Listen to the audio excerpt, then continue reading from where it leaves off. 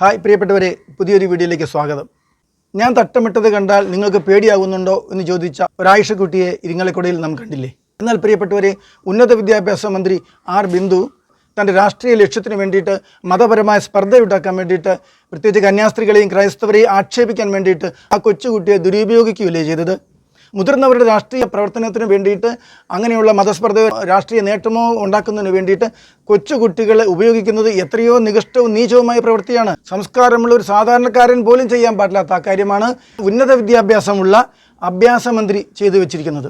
വലിയ തെറ്റാണത്. ആ കാര്യത്തിൽ നിയമപരമായ പ്രശ്നവുമുണ്ട്. മന്ത്രി പറഞ്ഞു കൊടുത്ത സ്ക്രിപ്റ്റ് അനുസരിച്ച് നാടകം കളിക്കും പോലെ രസകരമായി ഒരു തട്ടമിട്ടൊരു കാര്യം അവതരിപ്പിച്ചെങ്കിലും അതുവഴി ക്രൈസ്തവരെയും അധ്യാപകരെയും പ്രത്യേകിച്ച് കന്യാസ്ത്രീകളെ അധ്യാപകരെയും ക്രൈസ്തവ സമൂഹത്തെ മൊത്തം അടച്ചാക്ഷേപിച്ചുവെന്ന് ആ കുട്ടി അറിയുന്നുണ്ടോ? ഒരു മതപരമായ വിഭാഗത്തിൻ്റെയും രാഷ്ട്രീയമായ മറ്റൊരു വിഭാഗത്തിൻ്റെയും എതിരാളിയായി താൻ മാറി എന്നത് വിദ്വേഷത്തിന് പാത്രമാവുകയാണ് ചെയ്തത് എന്ന് ആ കുട്ടി അറിയുന്നുണ്ടോ?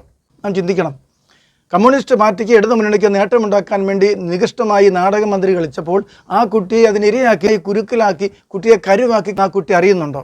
ഇന്ത്യൻ ഭരണഘടന ആർട്ടിക്കിൾ 39F പ്രകാരം മുതിർന്നവരുടെ ചൂഷണത്തിൽ നിന്നും ദുരുപയോഗത്തിൽ നിന്നും സംരക്ഷിക്കപ്പെടേണ്ടവരാണ് കുട്ടികൾ. ആ ഭരണഘടനാ സംരക്ഷണത്തിൻ്റെ ലംഘനമാണ് നടത്തിയിരിക്കുന്നത്. അറിയില്ലാത്ത ആളല്ല, അറിവുള്ള ഉന്നത വിദ്യാഭ്യാസമുള്ള ഒരു മന്ത്രിയാണ് ചെയ്തിരിക്കുന്നത്. അതുമാത്രമല്ല, കുട്ടികളെ സംരക്ഷിക്കുന്നതിനുള്ള CPCR മാർഗരേഖ അനുസരിച്ചും കുറ്റകരമായ പ്രവൃത്തിയാണ് മന്ത്രി ചെയ്തിരിക്കുന്നത്.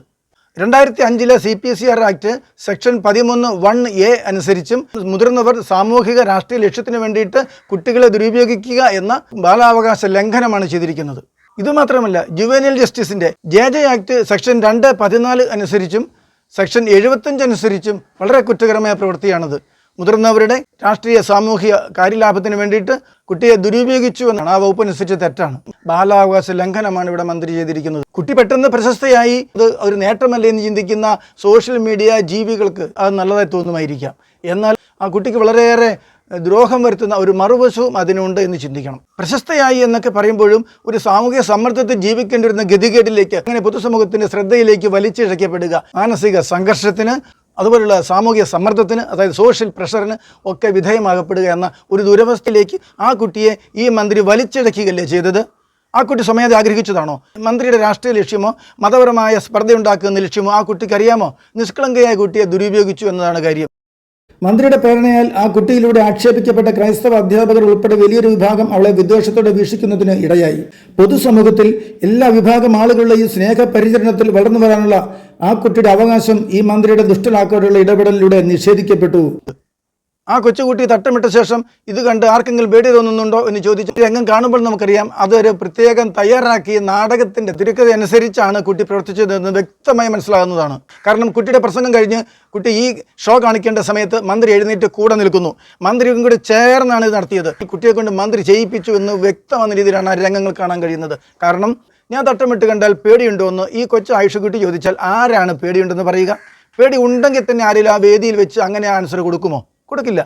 അപ്പോൾ പേടിയുണ്ടെന്ന് ഒരാളെ കൊണ്ട് പറയിച്ചു. അപ്പോൾ മന്ത്രി തന്നെ ചൂണ്ടിക്കാട്ടുകയാണ്. അതാ മന്ത്രി ചൂണ്ടിക്കാട്ടിയ കുട്ടിയോടാണ് പറയുന്നത് കാഴ്ചയുടെ കുഴപ്പമല്ല, കാഴ്ചപ്പാടിൻ്റെ കുഴപ്പമാണെന്ന്. അപ്പോൾ മന്ത്രിയല്ലേ ഇത് അവതരിപ്പിച്ചത്? ഒരു കാര്യം മനസ്സിലാക്കേണ്ടത്, ആ കുട്ടി മുൻപ് നടത്തിയൊരു പ്രസംഗം മന്ത്രിക്ക് ഇഷ്ടപ്പെട്ടത് മൂലം മന്ത്രി അത് ഫേസ്ബുക്ക് പേജിലൊക്കെ ഷെയർ ചെയ്യുകയും ചെയ്തിരുന്നു. അന്ന് മുതൽ മന്ത്രിക്ക് അടുപ്പമുള്ളത് കൊണ്ടാണ് ഈ കൊല്ലംകാരി കുട്ടിയെ ഇരിങ്ങാലക്കുടയിലേക്ക് മന്ത്രി വിളിച്ചു വരുത്തിയത്. ഒടുവിൽ മന്ത്രി ഈ കാര്യത്തിൽ അഭിനന്ദിക്കുന്നതും ഈ രംഗങ്ങളൊക്കെ മന്ത്രി ഫേസ്ബുക്കിൽ ഇട്ടതും ഒക്കെ നമുക്ക് കൂട്ടിച്ചേർത്ത് വായിച്ചാൽ കാര്യങ്ങൾ ഗ്രഹിക്കാൻ വളരെ എളുപ്പം. തന്നെയല്ല, മന്ത്രി ചെയ്ത പ്രധാനപ്പെട്ട തെറ്റ് ഒരു നുണപ്രചരണത്തിൻ്റെ ഭാഗമാണെന്ന് തിരിച്ചറിയണം. കുട്ടികൾ തട്ടമിട്ട് വന്നാൽ കാണുന്ന കുട്ടികൾക്ക് ഭയമുണ്ടാകുമെന്ന് പള്ളിരുത്ത് സ്കൂളിലെ പ്രിൻസിപ്പൽ പറഞ്ഞുവെന്ന തെറ്റായ ഒരു ആരോപണത്തെ ചുറ്റിപ്പറ്റിയാണ് മന്ത്രി ഈ ഷോ നടത്തിയത്. ഇപ്പോൾ അത് പലതരത്തിൽ പ്രചരിക്കപ്പെടുന്നുണ്ട്. തട്ടമിട്ട് കണ്ടാൽ പ്രിൻസിപ്പലിന് ഭയമാകുന്നു എന്ന് പറഞ്ഞുവെന്ന് ചിലർ പ്രചരിപ്പിക്കുന്നു. വാസ്തവം എന്താണ് ഒന്ന് കണ്ടു നോക്കും. ഗേറ്റിന്റെ അകത്തും പുറത്തുമായിട്ട് നല്ല ബഹളമാണ്, ഭയങ്കര ബഹളം ഉണ്ടാകുന്നു. ഈ സമയത്ത് നമ്മുടെ KG സെക്ഷൻ്റെ അവിടെ കുട്ടികൾക്ക് ക്ലാസ് എടുക്കാൻ പറ്റാത്ത രീതിയിൽ ബഹളമാണ്. അവിടെ കുഞ്ഞുങ്ങളാണ്, അവർ പേടിക്കുന്ന സമയം കൂടെയാണ് ഈ ബഹളമൊക്കെ കേട്ടിട്ട്. ഇതല്ലാതെ മറ്റെന്തെങ്കിലും ഒന്ന് ഭയമുണ്ടാകുന്നുവെന്ന് ആ പ്രിൻസിപ്പൽ പറഞ്ഞത് എവിടെയും കാണാൻ കഴിയില്ല. ഞാൻ വെല്ലുവിളിക്കുകയാണ്. അങ്ങനെ ഒരു വീഡിയോ കാണിക്കാൻ പറ്റില്ല, അങ്ങനെ ഒരു എഴുത്ത് കാണിക്കാൻ പറ്റില്ല. ലോക്കൽ ബോഡി ഇലക്ഷനൊക്കെ അടുത്ത് വരുന്ന നാളുകളിൽ കേവലം 10 വോട്ടിന് വേണ്ടിയിട്ട് ക്രൈസ്തവ മുസ്ലിം മതസ്പർദ്ധ വളർത്തിക്കൊണ്ടായാലും 10 വോട്ട് കിട്ടാൻ വേണ്ടി മന്ത്രി ചെയ്ത നീചമായ പ്രവൃത്തി, സംസ്കാരശൂന്യമായ പ്രവൃത്തി, ഇങ്ങനെ ചെയ്തൊരാൾ കേരളത്തിൻ്റെ മന്ത്രി എന്ന്, അത് ഉന്നത വിദ്യാഭ്യാസ വകുപ്പ് മന്ത്രി എന്ന് പറയേണ്ടി വരുന്ന ഗതികേട് നോക്കണം. 30 വർഷത്തോളമായി സുവിശേഷ പ്രഘോഷണം കൗൺസിലിംഗ് മേഖലയിലേക്ക് വ്യാപരിക്കുന്ന എനിക്ക് നിരവധി പേരുടെ കരളലിയിക്കുന്ന ജീവിതാനുഭവങ്ങൾ അറിയാം. പലതരത്തിലും പഠനം പൂർത്തിയാകാതെ മുടങ്ങിയത്, ഡോക്ടറാകാൻ എഞ്ചിനീയർ ആകാൻ ഒക്കെ സ്വപ്നം കണ്ട് പഠിച്ചിട്ട് +2 ഡിഗ്രിയിലോ ഒക്കെ പരാജയപ്പെട്ട് അസുഖങ്ങളൊക്കെ വന്ന് പഠനം തുടരാനാകാതെ തകർന്നു പോയവർ, പഠിച്ചിട്ടും ജോലി കിട്ടാതെ അലഞ്ഞലിഞ്ഞു പോയവർ, ഒടുവിൽ പ്രാർത്ഥനയ്ക്കൊക്കെ വരുമ്പോൾ കാര്യം വെളിപ്പെടുന്നത് ഇങ്ങനെയാണ്: ഇന്ന അധ്യാപകൻ്റെ ശാപമുണ്ടോ, ഇന്ന വിദ്യാലയത്തിൻ്റെ കണ്ണീരുണ്ടോ എന്ന് ചോദിച്ചതും അങ്ങനെ സംഭവിച്ചു പോയി എന്ന് പറയുന്നതും, അവരെ കണ്ട് ക്ഷമ പറഞ്ഞ് അവരനുഗ്രഹം വാങ്ങിയിട്ട് ജീവിതം ഇനി പച്ചപിടിക്കാൻ സമയമുണ്ടോ? ഇല്ല. ഇങ്ങനെ അനവധി പേരുടെ ജീവിതം തുറഞ്ഞു വിട്ടിട്ടുണ്ട്. എൻ്റെ ജീവിത അനുഭവത്തിൽ നിന്ന് പറയുകയാണ്. സ്കൂൾ കാലം മുതലേ വിദ്യാർത്ഥി രാഷ്ട്രീയത്തിലുണ്ടായിരുന്ന ഞാൻ സമരത്തിൻ്റെ ഭാഗമായി മറ്റു അധ്യാപകരെ വിരൽ ചൂണ്ടി വിറപ്പിച്ചതിൻ്റെയൊക്കെ ദുർഫലങ്ങൾ അനുഭവിച്ചിട്ടുണ്ട് ജീവിതത്തിൽ. അക്കാദമിക്കലായി എനിക്ക് ഉയരാൻ കഴിഞ്ഞില്ല എന്ന് മാത്രമല്ല, ജീവിതത്തിൽ ഉടനീളം അനുഗ്രഹത്തിൻ്റെ അഭാവം എന്നെ അലട്ടിയിട്ടുണ്ട്. 25-ാമത്തെ വയസ്സിൽ ഇംഗ്ലീഷ് മീഡിയം LP സ്കൂൾ ആരംഭിച്ച ഞാൻ വർഷങ്ങൾക്കുള്ളിൽ അത് പൂട്ടേണ്ടി വന്നു. ആ സ്കൂളിലൊക്കെ സമരമുണ്ടാക്കിയ കമ്മ്യൂണിസ്റ്റ് അധ്യാപകരെ ഒന്നും പറഞ്ഞിട്ട് കാര്യമില്ല. എൻ്റെ ജീവിതത്തിൽ എനിക്ക് വരുന്ന തകർച്ചകൾക്കെല്ലാം അവർ ഉത്തരവാദിയല്ലല്ലോ. ഡ്രോയിങ് ടീച്ചേഴ്സ് ട്രെയിനിങ് കോഴ്സ് നടത്തിയിരുന്ന ഫൈൻ ആർട്സ് കോളേജും പൂട്ടേണ്ടി വന്നു. ഇപ്പോൾ നടത്തുന്ന സ്ഥാപനത്തിലും ചെലവിൻ്റെ അയലത്ത് പോലും വരവെത്തുന്നില്ല. അപ്പോൾ സ്ഥിരമായി വേട്ടയാടുന്ന ചില പ്രശ്നങ്ങൾ. മന്ത്രിയായിരുന്ന മോൻസും ഞാനുമൊക്കെ സജീവ വിദ്യാർത്ഥി രാഷ്ട്രീയത്തിലായിരുന്നപ്പോൾ, യുവജന രാഷ്ട്രീയത്തിലായിരുന്നപ്പോൾ ഒരേപോലെ സംസ്ഥാന ഭാരവാഹികളായിരുന്നവരാണ്. അതെല്ലാം വിട്ട് ധ്യാനപ്രസംഗത്തിലേക്കൊക്കെ വന്നെങ്കിലും അതേ അവസ്ഥ വീണ്ടും വേട്ടയാടുന്നപ്പോഴാണ് ഞാൻ തിരിച്ചറിയുന്നത്. അന്ന് ആ സ്കൂൾ ആരംഭിക്കുന്ന നാളുകളിൽ തന്നെ മുതിർന്നവർ പലരും പറഞ്ഞിട്ടുണ്ട്, നിനക്ക് 3 അക്ഷരമില്ല എന്നുള്ളത്. 3 അക്ഷരമില്ലാത്തതിനാൽ രാഷ്ട്രീയത്തിലും ഗതി പിടിച്ചില്ല എന്ന് തിരിച്ചറിയണം. ഈ 3 അക്ഷരം എന്ന അർത്ഥം ഞാൻ ആലോചിച്ചില്ല. പിന്നീട് മുതിർന്നവരോട് ചോദിച്ചപ്പോഴാണ് അറിയുന്നത്, ഗുരുത്വം എന്ന 3 അക്ഷരമാണ് 3 അക്ഷരമില്ല എന്ന് പണ്ടേ ചൊല്ലുള്ളത് പറയപ്പെട്ടത്. കുട്ടികൾക്ക് ഗുരുത്വമില്ല എന്ന് പറയാറില്ല നമ്മൾ, കുരുത്തക്കേട്. അതുകൊണ്ട് ജാതിമത വ്യത്യാസം നോക്കണ്ട, എല്ലാവരും തിരിച്ചറിയേണ്ടതാണ്. നിങ്ങൾ മക്കൾക്ക് ഉപകാരം ഒന്നും ചെയ്തില്ലെങ്കിലും അവരുടെ ഭാവി ഇരുളടഞ്ഞതാക്കാൻ അവർക്ക് ഉപദ്രവം ചെയ്ത് വെക്കരുത്. ഗുരുക്കന്മാർ ശപിച്ചില്ലെങ്കിലും ഗുരുക്കന്മാരുടെ ശാപമേൽക്കുന്ന പ്രവൃത്തികൾ അവനവൻ ചെയ്താൽ, അവരുടെ ഒരു തുള്ളി കണ്ണീരിന് കാരണമായാൽ ആ കുട്ടിയുടെ ജീവിതത്തിൽ ശാപമാണ്. ആ കുട്ടിയുടെ ഭാവി നശിച്ചു പോകും. പഠനം പൂർത്തിയാകാൻ കഴിയാതെയോ, പഠനം പൂർത്തിയായാലും ജോലി കിട്ടാൻ കഴിയാതെയോ, ജീവിതത്തിൽ ചൊവ്വാകാതെയോ പോകുമെന്ന കാര്യം ആർക്കാണ് അറിഞ്ഞുകൂടാത്തത്? ഒരു കാര്യം നിങ്ങൾ ശ്രദ്ധിച്ചോളൂ.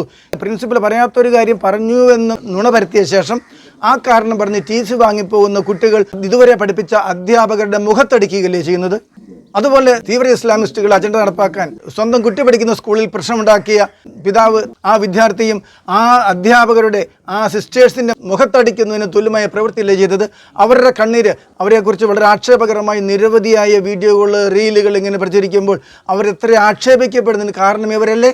ഈ TC വാങ്ങിപ്പോകുന്ന കുട്ടികളുടെയും ഈ പ്രശ്നത്തിന് കാരണമാകുന്ന കുട്ടിയുടെയും ഒക്കെ പേര് നിങ്ങൾ എഴുതി വെച്ചോളൂ. ഒരു 10-12 കൊല്ലം കഴിയുമ്പോൾ നിങ്ങൾ അവരെക്കുറിച്ച് അന്വേഷിച്ചാൽ അവരുടെ ജീവിതം ഉന്നതമായ നിലയിലെത്തിയോ അവർ പരാജയപ്പെട്ടുവോ എന്ന് നിങ്ങൾ നിരീക്ഷിച്ചാൽ നിങ്ങൾക്ക് ചില യാഥാർത്ഥ്യങ്ങൾ ഗ്രഹിക്കാൻ കഴിയും. പലരുടെ അനുഭവത്തിൽ നിന്നും യാഥാർത്ഥ്യങ്ങൾ ഗ്രഹിച്ച് ആരുടെയും കണ്ണീരിന് കാരണമാവാതെ ഗുരുക്കന്മാരുടെയും മാതാപിതാക്കളുടെയും കണ്ണീരിന് ശാപമാകുന്നത് അവർ ശപിക്കേണ്ട ആവശ്യമില്ല. അവരുടെ കണ്ണീരിന് കാരണമായാൽ നാശമാണ് വരിക എന്നറിയണം. അങ്ങനെ അറിയാത്തവരല്ല, ആത്മീയ കാഴ്ചപ്പാടില്ലാത്തവരല്ല. ആ കുട്ടികളുടെ ജീവിതം തൊലഞ്ഞുകൊള്ളട്ടെ, എന്നാലും ഇവരെ നശിപ്പിച്ചിട്ടേ ഉള്ളൂ എന്ന രീതിയിലല്ലേ ഈ ആക്രമണങ്ങൾ, ഈ ആക്ഷേപങ്ങൾ വരുന്നത്? അതായത് ആങ്ങളെ ചത്താലും വേണ്ടില്ല, നാത്തൂൻ്റെ കണ്ണീര് കാണണം എന്ന് പറഞ്ഞതുപോലെ ഈ കന്യാസ്ത്രീകളെയും സഭയെയും ആക്ഷേപിക്കാനുള്ള നീക്കം ആ കുട്ടികളെ ബലി കൊടുത്തുകൊണ്ടല്ലേ എന്ന് ചിന്തിക്കണം. ഇത് വളരെ നാശകരമാണ്. കുട്ടികളുടെ ശുഭകരമായ ഭാവിയെ, ഭാവസ്വരമായ ഭാവിയെ ബാധിക്കുന്ന തരത്തിൽ ഒരു പ്രശ്നം ഉണ്ടാക്കാതെ സകലരും ശ്രദ്ധിക്കേണ്ടതുകൊണ്ട് മന്ത്രിമാരായാലും നോക്കണം. എല്ലാവരും തന്നെ ശ്രദ്ധിക്കേണ്ട കാര്യമാണത്. അധ്യാപകർക്ക് ചേർന്നൊരു മനസ്സോടുകൂടി ഞാനൊരു കാര്യം പറയട്ടെ. ധ്യാന പ്രസംഗമൊക്കെ ആരംഭിച്ച ശേഷം എന്നിലൂടെ അനേകർ അനുഗ്രഹം പ്രാപിച്ചിട്ടും അതേ അനുഗ്രഹം എനിക്ക് ലഭിക്കാത്തതിൻ്റെ ഗതികേട് എന്നെ വളരെയേറെ വിഷമിപ്പിച്ചിട്ടുണ്ട്. ഇവിടെ വീഡിയോയിൽ പരസ്യമായി പറയാൻ കഴിയാത്ത ജീവിത ദുരിതങ്ങൾ നിരനിരയായി വേട്ടയാടിയിട്ടുണ്ട്, ഇന്നും തുടരുന്നുണ്ട്. ഒരു ധ്യാനകേന്ദ്രത്തിൽ വെച്ച് കൗൺസിലർ പ്രാർത്ഥിച്ചിട്ട് പറഞ്ഞ കാര്യം ഇതാണ്: 10ാം ക്ലാസ്സിൽ വെച്ച് അധ്യാപകരുടെ കണ്ണീര് വീഴ്ത്തിയിട്ടുണ്ടോ എന്ന്. 1 അല്ല 2 അധ്യാപകരുടെ കണ്ണീര് വീഴ്ത്തിയിട്ടുണ്ട്. എല്ലാം കഴിഞ്ഞ് 40 വയസ്സായപ്പോൾ അവരോട് പോയി ക്ഷമ ചോദിച്ചിട്ടും യാതൊരു പരിഹാരവുമായിട്ടില്ലെന്ന് 57 വയസ്സായപ്പോഴും ഞാൻ തിരിച്ചറിയുന്നുണ്ട്. കാരണം എന്താണ്? അധ്യാപകരെ വിരൽ ചൂണ്ടി വിറപ്പിച്ചതിൻ്റെയൊക്കെ ദുർഫലങ്ങൾ. കാര്യമില്ലാത്ത കാര്യത്തിനൊക്കെ ഇടയ്ക്കിടെ ശപിക്കുന്നവരുടെ ശാപവാക്കുകൾ പ്രാർത്ഥിച്ചാൽ മാറുമായിരിക്കാം. പക്ഷേ പ്രവൃത്തി കൊണ്ട് വന്ന ചിലതരം ശാപങ്ങളൊന്നും അവർ ശപിച്ചില്ലെങ്കിലും ശാപഗ്രസ്തർക്ക് അത് വിട്ടുമാറില്ല എന്നാണ് അനുഭവത്തിൽ മനസ്സിലാക്കുന്നത്. വളരെ പ്രധാനപ്പെട്ട മറ്റൊരു രഹസ്യം മനസ്സിലാക്കേണ്ടത്, മന്ത്രിയുടെ രാഷ്ട്രീയ ലക്ഷ്യത്തിൻ്റെ മുതലെടുപ്പിന് വേണ്ടിയിട്ട് കുട്ടിയെ മുൻനിർത്തിയാണ് ചെയ്തതെങ്കിൽ ഹിജാബ് വിഷയത്തിൽ തീവ്ര ഇസ്ലാമിസ്റ്റുകൾ പ്രശ്നമുണ്ടാക്കുന്നതും കുട്ടികളെ, വിദ്യാർത്ഥികളെ മുൻനിർത്തിയാണ്. ഇസ്രായേലിനെതിരെയുള്ള ഹമാസിന്റെ നീക്കങ്ങളും കുട്ടികളെ മുൻനിർത്തിയാണ്. മിസൈൽ വന്ന സ്ഥലത്തേക്ക് തിരിച്ച് ഇസ്രായേൽ മിസൈൽ വിടുമെന്ന് അറിയാവുന്നത് കൊണ്ട് തന്നെ സ്കൂളിൻ്റെയോ ബാലഭവൻ്റെയോ സമീപത്ത് നിന്ന് ഇസ്രായേലിലേക്ക് മിസൈൽ ഇടുകയും അവിടേക്ക് ഇസ്രായേലിലെ മിസൈൽ വന്ന് വീണ് കഴിയുമ്പോൾ ചാകുന്ന കുട്ടികളുടെ വീഡിയോ പിടിച്ച് ലോകം മുഴുവൻ പ്രചരിപ്പിക്കുകയും അങ്ങനെ മതപരമായ പ്രചരണത്തിന് വേണ്ടിയിട്ട് സ്വന്തം കുട്ടികളെ കൊന്നൊടുക്കുന്ന ഹമാസ് തന്ത്രം തന്നെയല്ലേ ഇവിടെ ഇസ്ലാമിസ്റ്റുകളും ഈ മന്ത്രിയും ചെയ്തുകൊണ്ടിരിക്കുന്നത്? പ്രിയപ്പെട്ടവരെ, ഈ വീഡിയോ നിങ്ങൾ ഷെയർ ചെയ്യണം, ലൈക്ക് ചെയ്യണം, ചാനൽ സബ്സ്ക്രൈബ് ചെയ്യണം. Okay, thank you.